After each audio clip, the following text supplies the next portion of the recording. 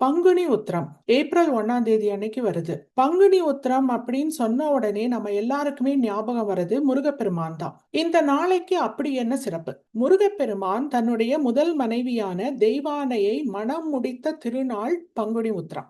எப்போது? சூரபத்மனை வதம் பண்ணினதுக்கு அப்புறம். இந்த திருமணம் எங்க நடந்தது? இப்ப இருக்கிற திருப்பரங்குன்றத்துல தான் நடந்தது. முருகப்பெருமான் தெய்வானை திருமணம் நடந்த இடம் திருப்பரங்குன்றத்துல இருக்கிற சுப்பிரமணிய சுவாமி திருக்கோவில். இந்த கோவிலை பத்தி தான் நாம இன்னைக்கு பார்க்க போறோம். பலருக்கும் தெரியாத பல தகவல்கள் இந்த வீடியோல இருக்கு. அதனால வீடியோவை ஸ்கிப் பண்ணாம பாருங்க. முருகப்பெருமான் சூரபத்மனை வதம் செய்த திருத்தலம் திருச்செந்தூர். அதுக்கப்புறமேல்ட்டு தேவேந்திரனின் மகளான தெய்வானையை மனம் முடித்த திருத்தலம் திருப்பரங்குன்றம். இந்த தலத்துக்கு இவ்வளவுதான் சிறப்பா? நிச்சயமா இல்ல, நிறைய சிறப்புகள் இருக்கு. எந்த மாதிரி சிறப்புகள் எல்லாம் இந்த வீடியோல பார்க்க போறோம் அப்படின்னு சுருங்க சொல்லிடுறேன். அதுக்கப்புறம் ஒவ்வொரு சிறப்பையும் விரிவா பார்க்கலாம். திருப்பரங்குன்றம் முருகர் தலம் அல்ல. அப்படியா? முருகப்பெருமானுக்கு கல்யாணம் நடந்த தலம் மட்டுமல்ல, அவர் தவம் செய்த தலமும் இதுதான். எதுக்காக தவம் பண்ணினாரு? அறுபடை வீடுகள் இங்கிருந்து தான் ஆரம்பிக்குது. திருப்பரங்குன்றம் தான் முதலாவது படை வீடு. இது எப்படி ஆரம்பிச்சது? நக்கீரருக்கும் இந்த திருக்கோவிலுக்கும் என்ன தொடர்பு இருக்கு? ஒவ்வொன்னா பார்க்கலாமா? திருப்பரங்குன்றம் சைவ தலம் மட்டுமல்ல, வைணவ தலமும் கூட. அக்காலத்து சைவ வைணவ ஒற்றுமையை பறைசாற்றும் திருத்தலம். எப்படி? முருகர் கோவில் அப்படின்னு நம்ம சொன்னோம்னாலும் துர்க்கை அம்மனுக்கு இங்க தனி சிறப்பு இருக்குது. எதனால? நவ வீரர்கள் இந்த தலத்துல இருக்காங்க. இவங்க யாரு? இவங்களுக்கும் முருகப்பெருமானுக்கும் என்ன தொடர்பு? இந்த கோவில்ல முருகப்பெருமானுடைய சிறப்புகள் எல்லாம் என்ன? திருப்பரங்குன்றம் முருகன் தலம் அல்ல, முருகனுடைய கோவில் அல்ல. முருகப்பெருமானுக்கு இங்க ஒரு சந்நிதி இருக்குது. தற்காலத்துலதான் இது முருகன் திருக்கோவிலா அறியப்படுது. ஆனா இன்னைக்கும் இந்த கோவில்ல இருக்கிற மூலவர் சிவபெருமான் தான். பாண்டிய நாட்டின் பரங்குன்றம் இந்த சொல்லே இது சிவாலயம் அப்படிங்கிறத உணர்த்துது. இந்த காலத்துல இவருக்கு சத்தியகிரீஸ்வரர் அப்படின்னு பேரு. ஆதி காலத்துல ஆதி சொக்கநாதர் அப்படிங்கிற பேரும் இருக்கு.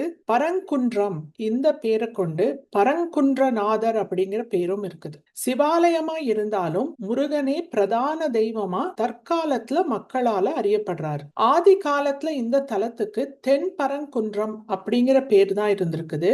இப்ப கோவில் எங்க இருக்குதோ அதுக்கு நேர் எதிர் திசையில மலைக்கு அந்த பக்கம் தான் அந்த தென்பரங்குன்றம் கோவில் இருந்திருக்குது. அது நிறைய சிதிலம் அடைஞ்சதுக்கு அப்புறம் 6ஆம் நூற்றாண்டுல இப்ப இருக்கிற கோவில பாண்டிய மன்னர்கள் கட்டியிருக்காங்க. திரு பரங்குன்றம் பரமனாகிய சிவபெருமான் குன்றாகவே காட்சி கொடுக்கக்கூடிய திருத்தலம். அதுதான் பரங்குன்றம். திருங்கிறது அடைமொழி.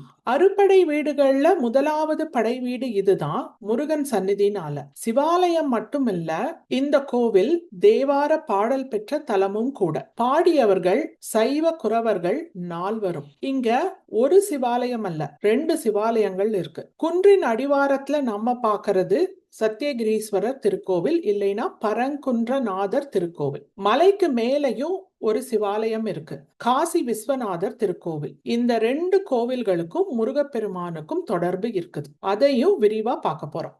திருவிழா காலங்கள்ல கொடியேற்றம்ங்கிறது சிவபெருமானுக்கு தான் பண்றாங்க.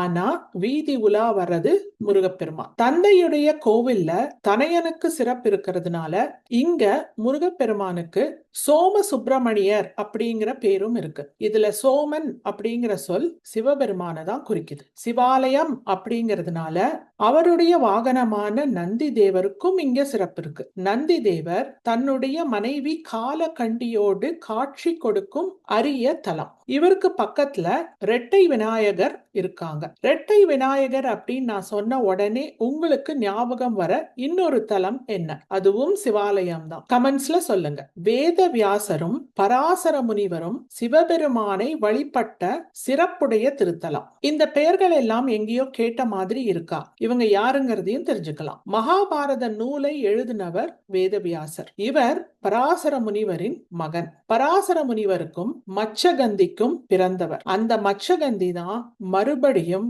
சந்தனுவ கல்யாணம் பண்ணி சத்தியவதிங்கிற பேருக்கு மாறுறாங்க. வேத வியாசருடைய தவ வலிமையினாலதான் பாண்டவர்களுடைய தந்தையான பாண்டுவும் கௌரவர்களுடைய தந்தையான திருதராஷ்டிரனும் மந்திரியான விதுரனும் பிறக்கிறாங்க. நூலை எழுதின ஆசிரியர் மட்டும் கிடையாது, அந்த நூலுல வர ஒரு கேரக்டரும் கூட. எவ்வளவு சிறப்பு வாய்ந்த தலம் இல்லையா? இந்த கோவிலுக்கு மால் விடை கோவில் அப்படிங்கிற பேரும் இருக்கு. மால் பெருமாளை குறிக்குது, விடை நந்தி தேவரை குறிக்குது. சிவாலயமா இருந்தாலும் இங்க பெருமாளும் நந்தி தேவரும் தனித்தனி சன்னதிகள்ல காட்சி கொடுக்கறாங்க. அதனால இந்த கோவிலுக்கு மால் விடை கோவில் அப்படிங்கிற சிறப்பு இருக்குது. முருகப்பெருமான் தவம் செய்த தலம்.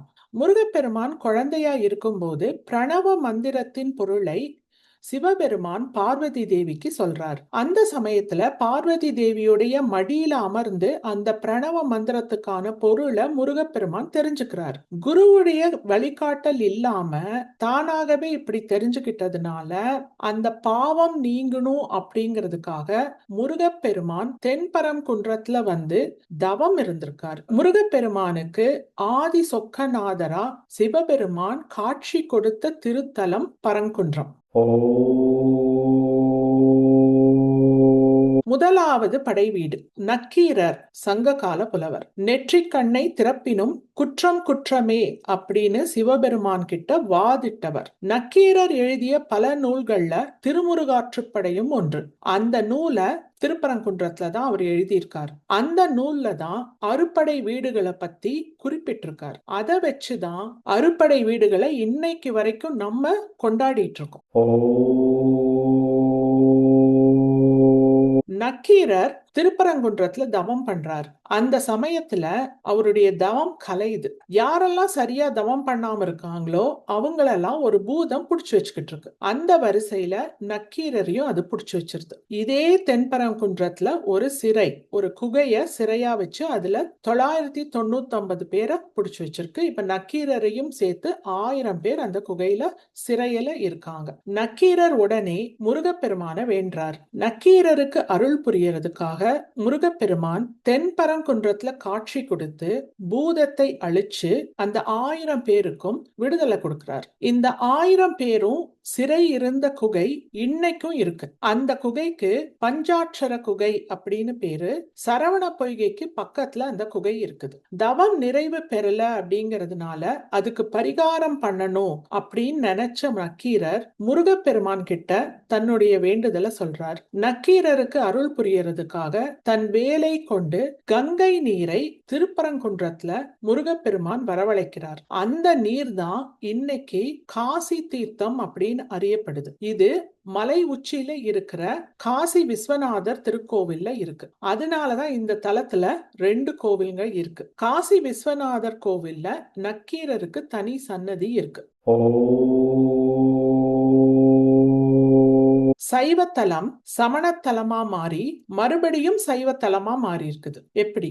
ஆதி காலத்துல இங்க இருந்த கோவில கட்டுனது தேவ சிற்பி மயன் அப்படிங்கிற பதிவு தலவரலாறுல இருக்கு. சமண மதம் வேரூன்றின காலத்துல இந்த கோவில் சமணத்தலமா மாறி இருக்குது. குறிப்பா சொல்லணும்னா கூன் பாண்டியன் அப்படிங்கிற பாண்டிய மன்னன் சமண மதத்தை தழுவுன சமயத்துல இந்த கோவில் சமணத்தலமா மாறி இருக்குது. சமணம்ங்கிறது ஜெயினிசம். மறுபடியும் கூன் பாண்டியன் சைவத்துக்கே திரும்புறாரு. மறுபடியும் அதனால சைவ தலமா இந்த தலம் மாறி இருக்குது. இப்ப நம்ம பாக்குற திருக்கோவில் பாண்டிய மன்னர்களால் கட்டப்பட்டது.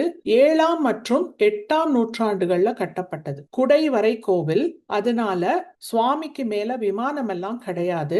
இங்க அந்த குன்றே சிவபெருமான் அப்படின்னு மக்கள் வழிபடுறாங்க. இங்க குன்று ரூபத்துல சிவபெருமான் தான் காட்சி கொடுக்கிறார். பரிவார தேவதைகளும் கிடையாது. பாண்டிய மன்னர்கள் மட்டும் இல்லாம நாயக்க மன்னர்களும் நிறைய திருப்பணிகளை பண்ணியிருக்காங்க. இது எல்லாம் சேர்ந்ததாதான் இன்னைக்கு இருக்க திருக்கோவில நம்ம பாக்குறோம். இன்னைக்கும் கருவறை குடைவரை கோவிலா தான் இருக்கு. மகிஷனை வதம் பண்ணினதுக்கு அப்புறம் அந்த பாவம் நீங்கிறதுக்காக துர்க்கை ரூபத்துல இருந்த பார்வதி தேவி தவம் பண்ணின திருத்தலம் திருப்பரங்குன்றம். தன்னுடைய தவத்துக்கும் பூஜைக்கும் ஏத்த மாதிரி சிவலிங்கம் ஒன்றை நிறுவி வழிபட்டிருக்காங்க. அந்த லிங்கத்துக்கு தேவி லிங்கம் அப்படிங்கிற பேரும் இருக்கு. உரிய காலம் வந்ததும் சிவபெருமான் பார்வதி தேவிக்கு காட்சி கொடுத்த திருத்தலமும் திருப்பரங்குன்றம் தான். இதனாலதான் இந்த புராண நிகழ்வு படி துர்க்கை கோலத்துல இருக்கிற பார்வதி தேவிக்கு இங்க தனி சந்நிதி இருக்கு. அந்த சந்நிதிக்கு கொடிமரமும் ராஜகோபுரமும் இருக்குது. முருகனுடைய பிறப்பே சூரபத்மனை அழிக்கிறதுக்காக தான். அவருக்கு உதவி பண்றதுக்காக நவ வீரர்களும் பிறந்திருக்காங்க. அந்த நவ வீரர்களுக்கு இந்த திருத்தலத்துல சிலாரூபங்கள் இருக்குது. முருகப்பெருமானே இங்க பிரதான தெய்வமா இருக்கிறதுனால அவருடைய சிறப்புகளையும் நம்ம பார்க்கலாம். இந்த தலத்துல முருகப்பெருமான் திருமண கோலத்துல காட்சி கொடுக்கிறார். இங்க மட்டும்தான் அமர்ந்த நிலையில காட்சி கொடுக்கிறாரு. முருகப்பெருமானின் திருமேனி குடைவரை சிற்பமாதான் இருக்கு. இவருக்கு அபிஷேகங்கள் எல்லாம் கிடையாது. அவருடைய வேலுக்கு தான் இங்க அபிஷேகங்கள் நடக்குது. சிவபெருமானும் பெருமாளும் இருக்கிற திருத்தலம், அதுவும் எதிரெதிரா இருக்காங்க. ஒருத்தர் பார்த்துக்கிற கோலத்துல இருக்காங்க. சிவபெருமானுக்கு சத்தியகிரீஸ்வரர்னு சொல்லிட்டேன். அதே மாதிரி பெருமாளுக்கு பவள கனிவாய் பெருமாள் அப்படிங்கிறது தான் பேர். பெருமாளுக்கு நேர் எதிரில சிவபெருமான் இருக்கிறதுனால அவருடைய வாகனமான கருடாழ்வார் முருகருக்கு பக்கத்துல இருக்கார். இது காண்பதற்கு அரிய காட்சி. மூலவர் முருகப்பெருமான் இல்ல, சிவபெருமான் தான். அவருடைய பேர் பரங்குன்றநாதர், பரங்கிரிநாதர், ஆதி சொக்கநாதர், இந்த காலத்துல சத்தியகிரீஸ்வரர். அம்மன் ஆவுடை நாயகி. தலமரம் கல்லத்தி. தீர்த்தம் 11 தீர்த்தங்கள் இருக்கு. காசி தீர்த்தத்தை பத்தி முன்னமே சொல்லிட்டேன். அது தவிர குறிப்பா சொல்லணும்னா லக்ஷ்மி தீர்த்தம், சரவண பொய்கை தீர்த்தம். ஆகமம் காமிகம், காரணம், இது எல்லாமே சிவாலயங்கள்ல பார்க்க முடியும். இந்த கோவில் சிவாலயம்ங்கிறதுக்கு இதுவும் ஆதாரம். புராண பெயர் தென்பரங்குன்றம். இன்னைக்கு இருக்க பெயர் திருப்பரங்குன்றம், மதுரை மாவட்டத்துல இருக்கு. நீங்கள்லாம் அளிச்ச வாக்கின் அடிப்படையில அடுத்த வார ஞாயிற்றுக்கிழமை சுக்ரீவன் வழிபட்ட சிவபெருமான பத்தி பார்க்க போறோம். இந்த கோவில் திருப்பூர் மாவட்டத்துல இருக்கு. நம் தேடல் தொடரும். அதுவரை இணைந்திருங்கள்.